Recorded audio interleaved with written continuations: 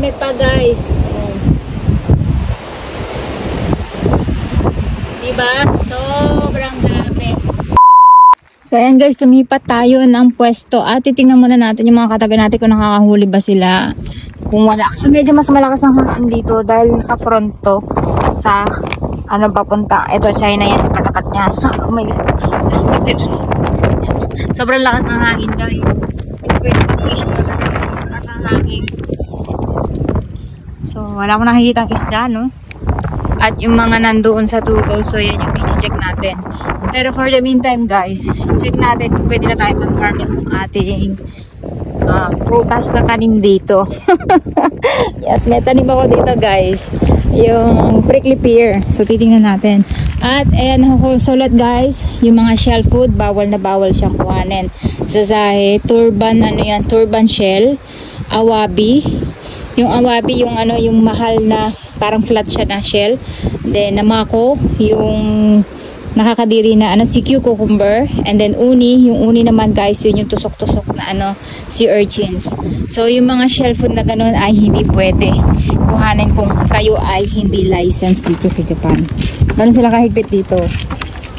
Fishing pwede kahit maliliit na isda pa yung kuhanin nyo. Pero yung mga shell food bawal na bawal kasi yan yung mga pricey dito. So pinoprotection na nila yung mga fisherman nila. At alam nyo na, mahalang ano guys, mahalang lisensya. So dito tayo nangunguha guys lagi ng mga kahoy, pero nakikita nyo ngayon malinis. Ayun, may blue buckets doon. Actually yayakagin ko si Papa Mangon. Oh guys, meron na tayong mamumukbang na prickly pear kasi meron ako nakikita pink. Ayan, kung makikita nyo, ang dami na nila, my gosh, pero hindi pa sila pulang-pula. Anyway, yan na lang yung gagawin natin ngayon for today's video. Mangunguha na tayo ng ating mga prickly pear. So ayan, marami tayong nakikita ngayon. At magtitikim-tikim na tayo kasi hindi pa sila hinog na hinog guys. Kaya mangunguha lang tayo ng mangilan-ngilan para ma-check natin kung matamis na ba sila or hindi pa. Grabe guys, napakalakas ng hangin, no? At eto na, mangunguha na tayo ng ating prickly pear. Ang pipiliin natin syempre yung pink na. Ayan, dark pink na guys. Ang ganda na niya.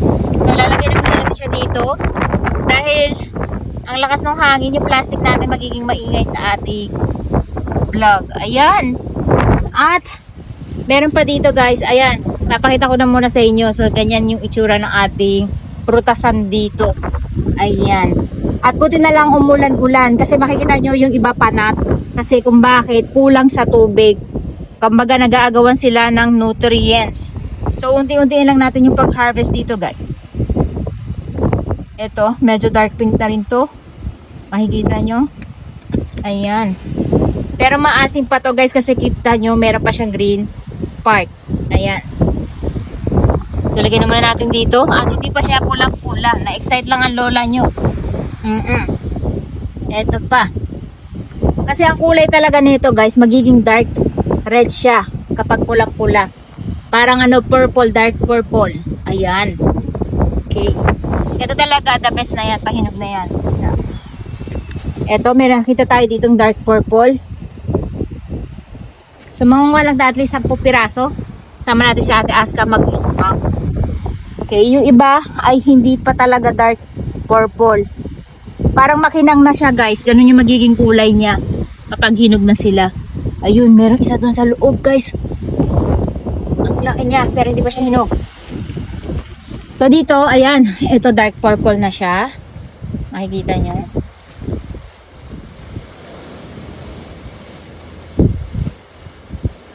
Wait lang. Ayan. Ang ganda ng color niya guys. Dark purple na. Okay, set aside lang muna natin dyan. Ito din, dark purple na. Ayan. Dito guys, marami na dark purple.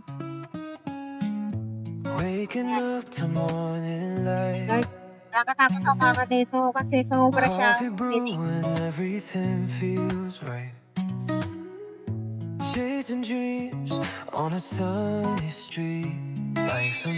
Tignan nyo guys.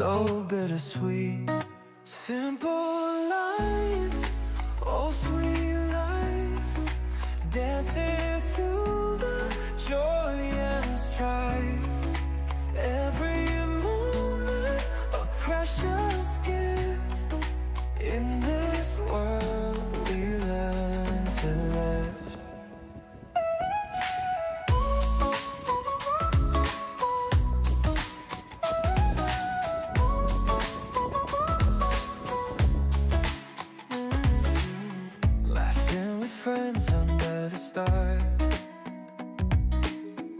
sharing stories, healing scars. Through the chaos we find our way.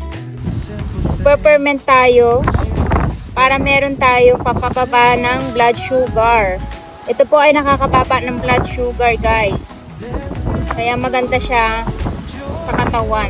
Kaya mga Mexican, mahilig uminom ng Coke, pero mahilig silang kumain ng mga ganito kasi nagpapababa siya ng blood sugar. Marami pa, guys. Diba? Sobrang dami. Ayan.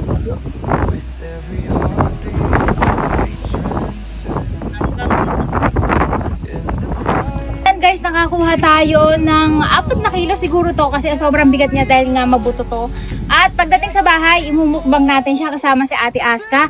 Pero gagawin din natin siyang juice na siya kung ipapakita sa inyo kung para tayo mag-ferment ng ating prickly pear. Guys, napakaganda nito para sa mga matataas ng sugar. Kung makikita nyo, puro ano siya, guys, puro buhok ng prickly pear. So hindi natin siya pwedeng i-direct dito sa ating loob ng kotse. Kinakailangan ay balutan natin siya ng plastic bago natin siya ipasok sa trunk natin kasi sobrang sakit na ito, guys, pag kumalat yung kanyang mga tinik. Okay. Let's go home, guys.